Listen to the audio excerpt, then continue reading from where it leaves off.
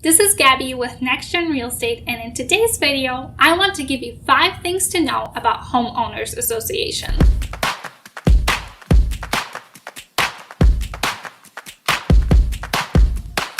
Majority of the properties that I manage have a homeowners association, and they range anywhere from condo units to multi-unit complexes that share common areas. And trust me, dealing with these associations on a daily basis is a full-time job within itself. Let's dive into the basics of what homeowners association is. HOA is an entity in a subdivision, planned community, or condominium building that makes regulations and enforces rules for both the properties and its residents. New owners of properties with associations are automatically members and must obey the laws and regulations as well as pay the fees. In the state of Illinois, HOA has elected board members that are volunteers. Some HOAs choose to hire property management companies to manage their daily tasks such as maintenance, finances, and rule enforcements. Before I go any further, make sure you hit subscribe and hit the like button for more information like this. Now let's get started with 1. Rules and regulations. As soon as you have a property under contract and that property is part of an HOA, make sure you obtain the documents from the association ASAP. Make sure you get yourself familiar with the bylaws, rules, and regulations. You have no idea what kind of ridiculous rules some of these associations come up with, such as no commercial vehicles in driveways, only particular kinds of decorations on specific holidays, or restrictions on what kind of material you use on the exterior of your property. If you are an investor looking into renting or using the property as Airbnb, there are tight restrictions on that as well. If associations allow renters, typically there is a cap on how many rentals they allow in the building due to the ability to obtain financing. Pay attention to things such as new tenant application fees, board approval requirements, and required special insurance coverage. It is something to take a note of even if you're planning on using it as primary residence. You never know what the future holds, and what if you have to move? If rentals aren't prohibited, your only option will be to sell the property, and that can put you in a very uncertain financial position depending on how the market is. Number 2. Reputation of the property management company. If the association is managed on a daily basis by a private and outside management company, check their ratings online.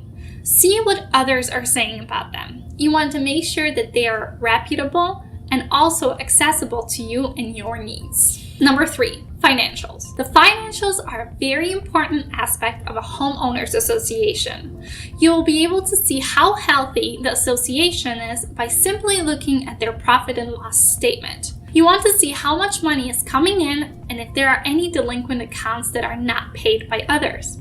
Warning, if there are many delinquent accounts, it is very likely that before it gets resolved, all the paying owners will need to cover all of those expenses, which means higher assessment fees for you. Know the association's expenses. What are they paying for?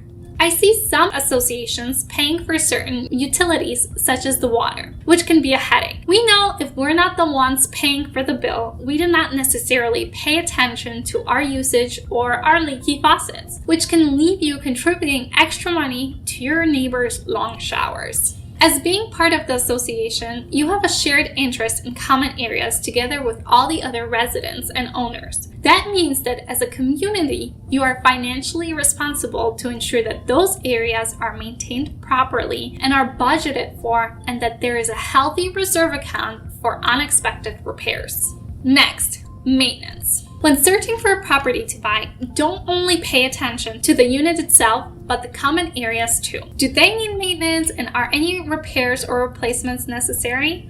If so, does the association have enough money to tackle them? If not, you should not be surprised that they will be asking for a special assessment due for the repairs, and you will be expected to pay that amount on top of your regular fees. During the inspection, have your inspector take a look at the structure of the building, common areas such as pools, clubhouse, etc. One of my least favorite situations with the associations that I am still dealing with to this day It has to do with the building upkeep. One of the units that I manage started presenting leaks from outside walls. Now, I had my contractor take a look at it by cutting out the wet drywall. It is clearly visible that the water is coming from the outside through the bricks on rainy days. When I initially informed the association about this situation, they said that they are aware of the situation. We're not the only unit that is experiencing this, and notified me that the association does not have enough in their reserve account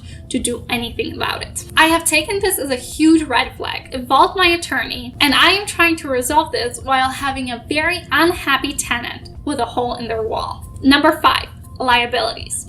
Make sure that the association is properly insured and protected from lawsuits, malpractice, and that it also protects all of its members. My final bonus step to making sure your association is strong and healthy is by requesting the minutes from the last few board meetings. This will give you a feeling of the environment as well as details on what was discussed in those meetings. You want to make sure everyone's working together for the best of the community. Thank you all for watching, and check out my other videos. Hit subscribe and turn on the notification bell to stay updated weekly. See you in the next video, and as always, where's your future?